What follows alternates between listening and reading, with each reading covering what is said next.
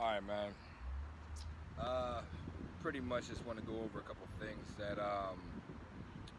I'm encountering with pretty much doing like a eBay turbo kit on EG chassis, Bseries, and pretty much across the board. Anybody that's EG, DC, DA, EK. Things to consider, man. Are if you're not getting a turbo manifold that's you know power steering and AC compliant or friendly. Um, like right now, what I'm going through is prepping my car, and you know some of the things I'm encountering, I kind of just want to throw out there because I'm sure you know you guys are gonna end up, somebody's gonna end up encountering it also. So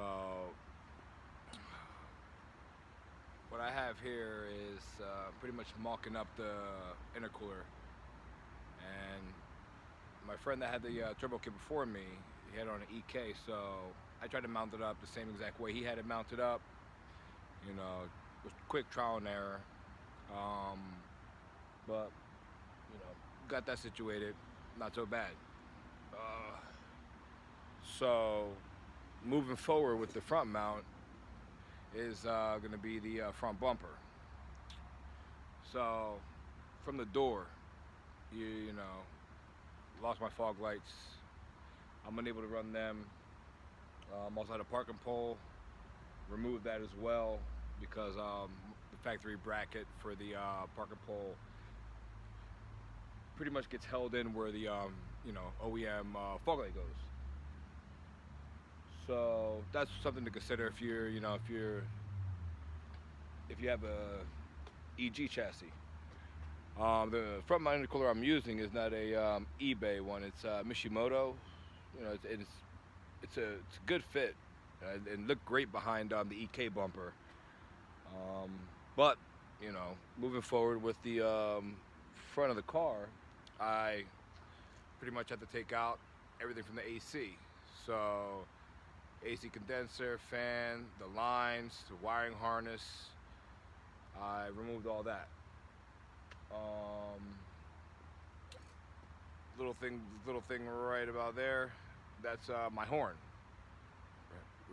Remove that. That was in the way. Parking pole's there. Oil pan. You can either tap a pan or buy a pan.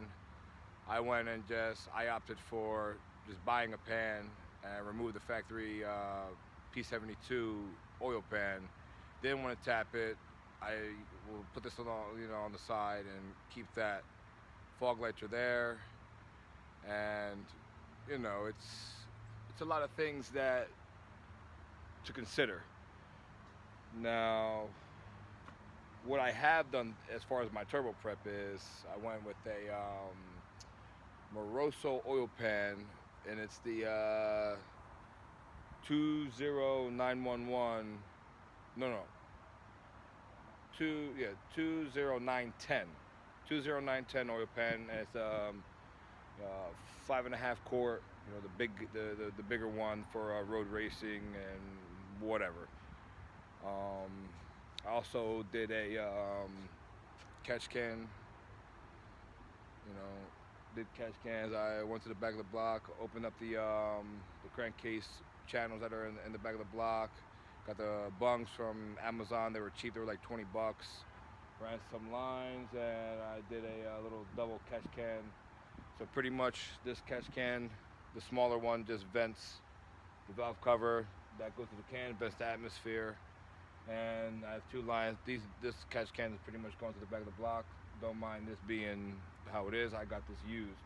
A lot of my stuff revolves around buying it used. If it's good, if it's a good condition, I'll definitely buy it. If it's cheap, I'll definitely buy it. So a lot of my stuff revolves around buying stuff used or cheap, straight budget, straight backyard build, or however you want to put it. But trying to cut it short anyway. Things to consider, man, when you're going boost. There's a lot of turbo kits out there, and let's face it, everybody's going boost nowadays. I mean, you have a lot of people stock motor going boost. I mean, hey, they don't tell you that, you know what I mean, or not too many people know that you're gonna have issues with, do you want to tap your pan, or you know what I mean? Do you want to, buy aftermarket pan, or whatever the case may be? Do you want to keep your power steering? Do you want to eliminate it? Like, I opted to go with a dry rack because I didn't have power steering in this car for the 10, 11 years I had this car. So those are just things to consider.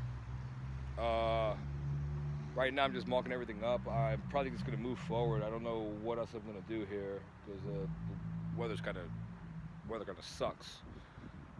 But yeah, I mean, eBay turbo kits. Let's face it, man. They're out there. They're cheap. Really affordable.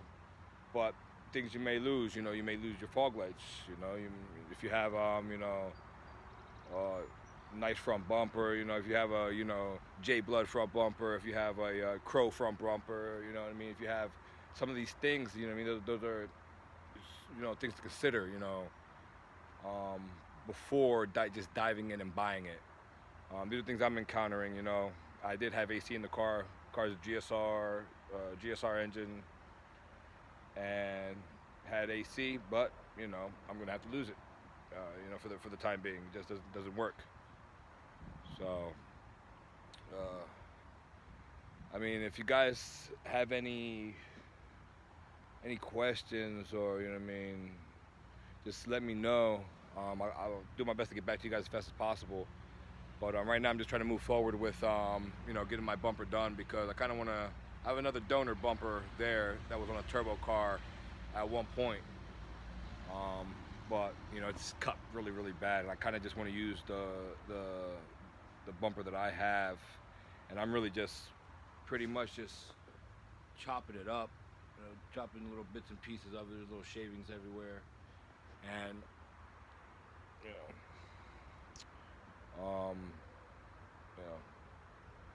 you guys have any questions, man, like I said, just give me a shout down in the comments, and I plan to try my best to document as much as this is possible.